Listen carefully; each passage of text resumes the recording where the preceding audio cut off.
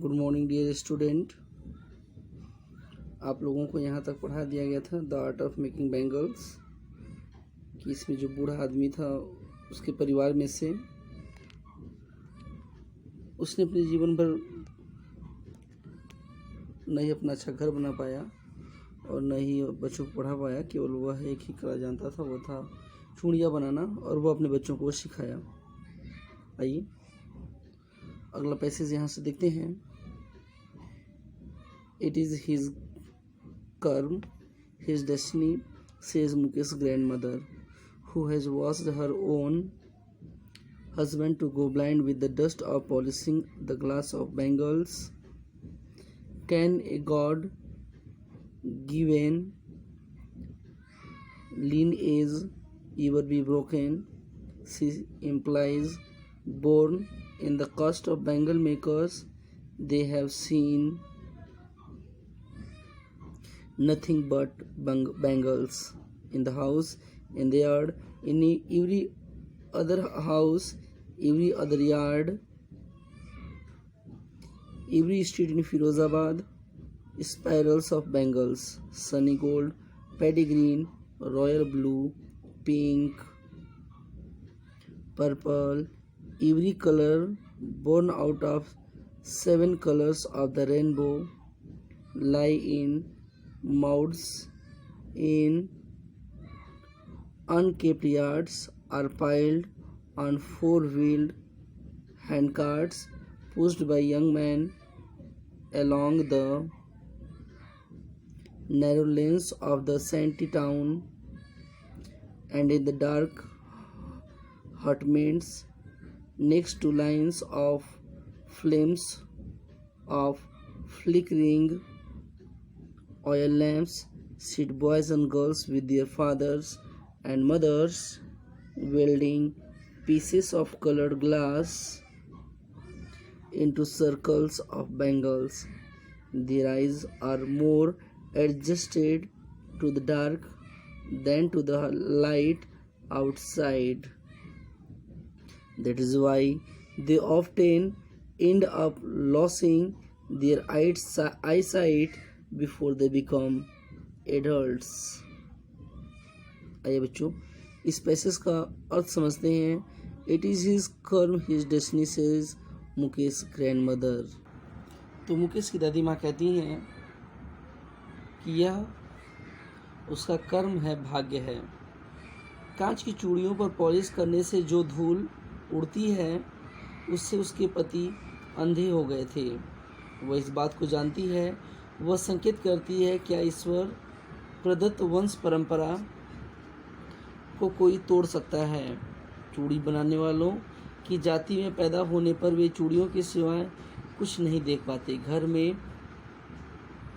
में आंगन में, दूसरे घरों में, दूसरे के आंगनों में, फिरोज़ाबाद की प्रत्येक गली में चूड़ियों की घुमावदार संरचनाएं,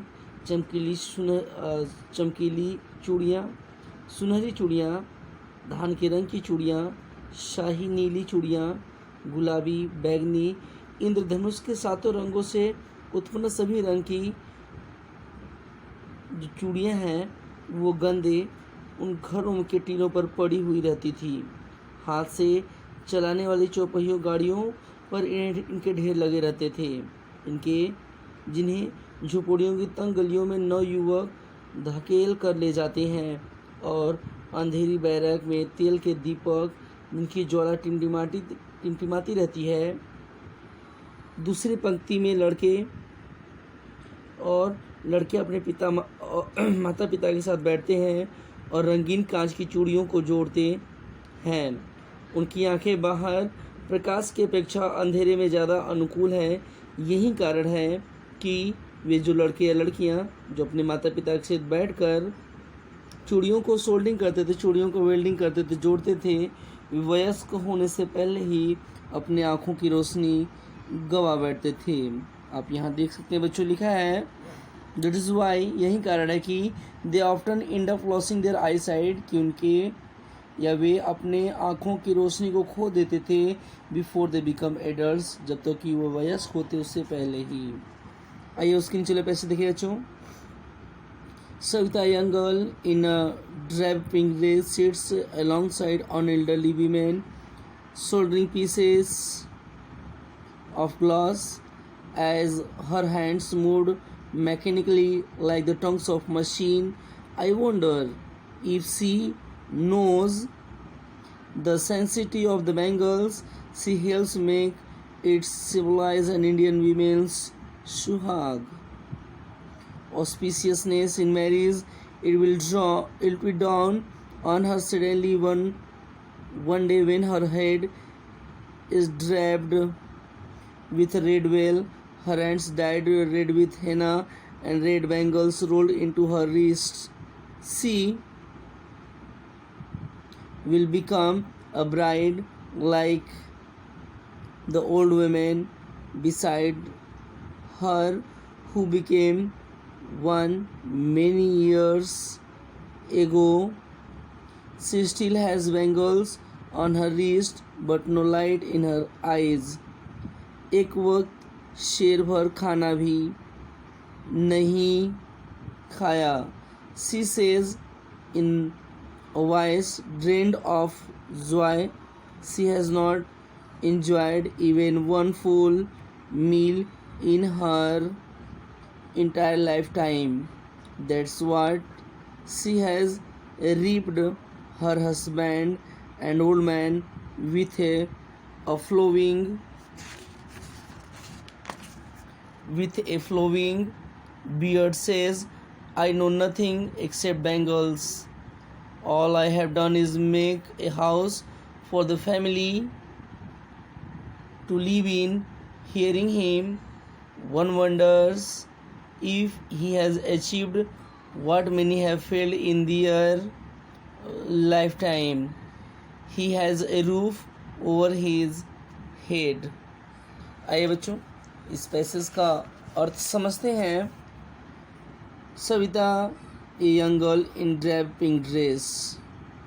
बोला ये सविता एक छोटी सी लड़की जो बहुत अरुचिकर गुलाबी वेशभूषा पहने या ड्रेस पहनी हुई है, एक बुढ़िया के पास बैठती है जो कांच के टुकड़ों में या कांच के टुकड़ों को जोड़ रही है. जैसे उसके हाथ मशीन के चिमटे की तरह मैकेनिकली या मशीन की तरह काम कर रहे हैं. मैं सोचती हूँ, लेखिका कहती है, मैं सोचती हूँ कि क्या वह चूड़ियों की पवित्रता को जानती है जिनके बनाने में वह सहायता करती है. क्या उसके बारे में वह जानती है? चूड़ियों के बारे में लेखिका कहती है बच्चों कि यह भारतीय स्त्री के सुहाग विवाह की शुभ का प्रतीक है. एक दिन वह अचानक ही इस बात को समझने लगेगी जब उसका सिर लाल आवरण से सजाया जाएगा, उसके हाथों पर मेहंदी लगेगी, हिना, उसकी कलाइयों में लाल चूड़ियाँ पहनाई जाएंगी, तब वह दुल्हन बन जाएगी. ठीक उसी प्रकार जिस प्रकार जो बुढ़िया उसके पास बैठी है बहुत पहले या बहुत वर्ष पहले वह भी दुल्हन बनी थी. उसकी कलाइयों में अभी चूड़ियाँ हैं पर उसकी आंखों में जो रोशनी है वो नहीं है. खुशी से खाली आवाज़ में कहती है वह बूढ़ी औरत कि एक वक्त शेर भर या पेट भर के खाना भी नहीं खाया. उसने पूरे जीवन में एक बार भी पेट भर के भोजन नहीं किया था. उस बूढ़ी औरत या वह बूढ़ी औरत ऐसा कहती है. यह उसके कर्मों का फल है. उसका पति जो एक वृद्ध व्यक्ति है विथ अ फ्लोइंग बियर्ड है, जिसकी एक बड़ी दाढ़ी है. आई नो नथिंग ऐसे बेंगल्स. वह बूढ़ा आदमी कहता है कि मैं चूड़ियों की सिवाय और कुछ नहीं जानता हूँ. मेरी एकमात्र उपलब्धि पूरे जीवन में है. उसके पति उस बूढ़ी औरत की या वह बूढ़ा आदमी कहता है कि पूरे जीवन में मेरी एक अचीवमेंट है, उपलब्धि है कि मैंने रहने के लिए एक मकान बना लिया है. जो he has a roof over his head, कि उसके सर पे एक छत है या उसने पूरे जीवन में एक अपना घर बना लिया है, यही उसकी उपलब्धि है. यह जो बूढ़ी औरत है बच्चों, यह लड़की है जो काम कर रही है और यह जो बूढ़ी औरत है जो जिसके बारे में बात की गई है. अगला पैसेज यहाँ से देखिएगा बच्चों. The cry of not having money to do anything except carry on the business of making bangles. Not even enough to eat rings in every home. The young men echo the lament of their elders. Little has moved with time. It means in Firozabad, years of mind numbing toil have killed all initiative and the ability to dream. इसका हिंदी अर्थ समझते हैं बच्चों? इसका हिंदी अर्थ है बच्चों कि चूड़ियाँ बनाने के व्यापार को चलाने के अतिरिक्त कुछ भी न कर पाना, यहाँ तक कि पर्याप्त भोजन भी न मिलना, पैसे न होने की चीख हर घर में लगभग में गूंजती रहती थी। नौजवान अपने बड़ों के गमों में डूबे हुए हैं। ऐसा प्रतीत होता है कि फिरोज़ाबाद में समय के साथ कुछ भी नहीं बदला। वर्षों से मस्तिष्क को शून्य करने वाले कठोर परिश्रम ने पहल करने और सपने देखने की क्षमता को समाप्त कर दिया है। द एबिलिटी टू ड्रीम है ना, सब सारी चीज़ें समाप्त हो गई हैं। अगला पैसे देखेगा। Why not organise yourself into cooperative, I ask. लिखे कहती हैं बच्चों कि why are not organise yourself into cooperative, a group of young men who have fallen into the vicious circle of middlemen who trapped their fathers and forefathers. Even if we get organized, we are the ones who be hauled up by the police, beaten and dragged to jail for doing something illegal. They say there is no leader among them, no one who could help them see things differently. Their fathers are as tired as they are. They talked endlessly in a spiral that moves from poverty to apathy to greed and to injustice. इसका अर्थ से समझिएगा बच्चों। इसमें जो लेखिका है वो कहती हैं, ask A group of young man, मैंने नौजवान व्यक्तियों या नौजवान लोगों के एक समूह से पूछा कि आप लोग है ना जो समूह क्यों नहीं बना लेते। वाई और not organise yourself in cooperative, कि आप लोग कोऑपरेटिव या एक समूह क्यों नहीं बना लेते। तो उसमें से एक नवयुवक आदमी कहता है कि यदि हम संगठित हो जाएंगे, कोऑपरेटिव बना लेंगे, तो पुलिस हमारी खिंचाई करेगी, हमें पीटेगी और अवैध काम के लिए हमें खींचकर जेल में डाल देगी। उसमें से एक व्यक्ति ऐसा बोलता है। उसमें कोई है ना, उनका कोई लीडर या नेता नहीं था, कोई ऐसा आदमी नहीं है जो अलग तरह से चीज़ों को देखने में उनकी सहायता करे। उनके पिता उतने ही थके हैं जितने कि वे नौजवान लोग हैं। वे कुंडली में बातें करते हैं जिनका कोई अंत नहीं है। वह कुंडली गरीबों में रुचि के भाव, लालच और अन्याय का आड़ लेती है। नेक्स्ट पैसेज और लास्ट पैसेज देखना बच्चों, और ख़त्म करते हैं आज इस चैप्टर को। Listening to them I see two distinct words, one of the family caught in a web of poverty, burdened by the stigma of caste in which they are born. The other, a vicious circle of the shahukar, the middleman, the policeman, those keepers of law, the bureaucrats, and the politician. Together they have imposed the beggars on the child that he cannot put down before he is aware he accepts it as naturally as his father to do. Anything else would mean to dare, and daring is not part of his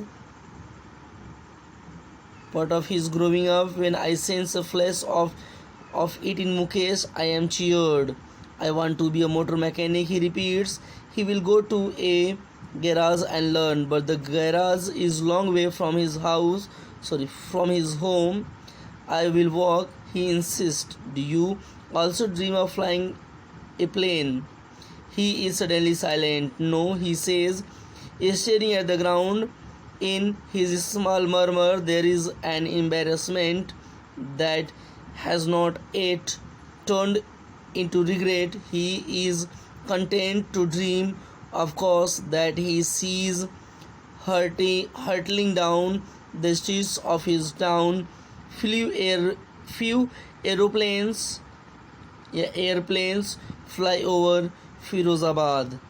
तो last passage में क्या बच्चों, आइए देखिएगा। लेखिका कहती हैं कि उसकी बातें सुनकर मैं दो भिन्न भिन्न प्रकार की दुनिया देखती हूँ। I see two distinct words listening to them. उनको सुनकर मैं दो प्रकार के वो संसार को देखती हूँ। एक दुनिया तो उसके परिवार की जो गरीबी की जाल में फंसी है, जो जाति जिसमें वे पैदा हुए हैं के कलंकों को बोझ से दबी हुई है, और दूसरी जो दुनिया है बच्चों, वो साहूकारों, बिचौलियों, पुलिस, कानून के रखवालों, सहकारी अधिकारी और राजनीतियों का एक निर्माण चक्र है। इन दोनों दुनियाओं से मिलकर बच्चे एक ऐसे बोझ से लदे हुए हैं जिसमें वह छुटकारा नहीं पा सकते। इससे पहले कि वह जागरूक हों, वह उसे स्वाभाविक रूप से या प्राकृतिक रूप से स्वीकार कर लेते हैं, जैसे उनके पिताजी स्वीकार करके वो काम करते हैं बेंगल मेकिंग का। कोई अन्य कार्य करने का अर्थ दुस्साहस करना होगा, और दुस्साहस करना उनकी परवरिश का हिस्सा नहीं है। जब मैं लेखिका कहती बच्चों मुकेश के बारे में कि जब मैं मुकेश में इस तथ्य की झलक देखती हूँ तो मुझे बहुत प्रसन्नता होती है ना। वहाँ कहती हैं कि when I sense a flash of it in Mukesh, कि जब मैं इस बदलाव की बात को मुकेश में देखती हूँ तो कहती हैं आई एम चियर्ड, कि मैं प्रसन्न हो जाती हूँ। वह बार बार कहता है मुकेश बार बार कहता है कि मैं मोटर मैकेनिक बनना चाहता हूँ। वह एक गैराज में जाएगा और काम सीखेगा। फिर मैं उसे कहती हूँ कि गैराज उसके घर से बहुत दूर है, तो वह फिर दृढ़तापूर्वक कहता है कि मैं पैदल जाऊँगा। फिर मैं उससे पूछती हूँ कि क्या तुम हवाई जहाज़ उड़ाने का सपना देखते हो। वह एकदम चुप हो जाता है और ज़मीन की तरफ देखने लगता है। वह कहता है नहीं। उसकी छोटी गुनगुनाहट में एक शर्म की भावना है जो अभी खेद में या दुख में परिवर्तित नहीं हुई है। वह कारों के सपने से संतुष्ट है जिनको वह अपने कस्बे की गलियों में बहुत तेज़ी से दौड़ते हुए देखता है, और फिरोज़ाबाद के ऊपर से कभी कभी ही हवाई जहाज़ आते जाते रहते हैं। इसलिए जो मुकेश था बच्चों, वह मोटर मैकेनिक बनना चाहता था। और इस प्रकार से आपका लेसन नंबर 2 ख़त्म हुआ। जिन बच्चों को लेसन नंबर 2 का या 1 का या किसी भी चैप्टर का क्वेश्चन आंसर चाहिए, कमेंट बॉक्स में क्वेश्चन लिखें, उनको आंसर दे दिया जाएगा। Thank you.